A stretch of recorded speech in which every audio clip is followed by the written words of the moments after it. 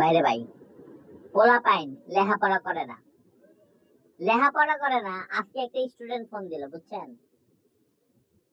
সারাদিন প্রেম প্রীতি করে, এই করে সেই করে, আবি যাবি 2 বছর তো পরে নাই, খালি প্রেম প্রীতি করছে, পড়ালেখার কোনো নাম নাই।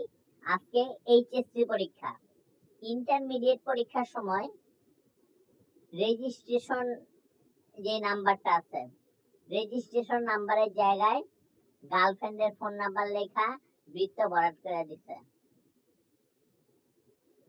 গার্লফ্রেন্ডের ফোন নাম্বার লেখা বৃত্ত ভরাট করে খাতা জমা দিয়ে আয়া পড়ছে রে ভাই। এখন আমার এই গায়ে স্যার কোন সমস্যা হবে না? সমস্যা হবে না। তুমি এ প্লাস, তুমি গোল্ডেন এ প্লাস পেয়ে গেছো। আগামী বছর পরীক্ষা দেওয়ার জন্য প্রস্তুতি নাও বাছা ধন।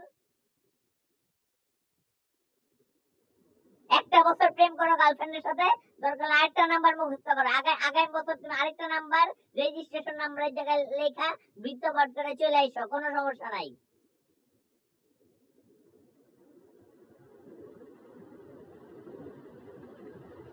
এত যে পড়তে বসতে কই, এই ফল তগো, তগো এই ফল। গার্লফ্রেন্ডের ফোন নাম্বার লেখা পড়স তোরা রেজিস্ট্রেশন নাম্বারের জায়গায়।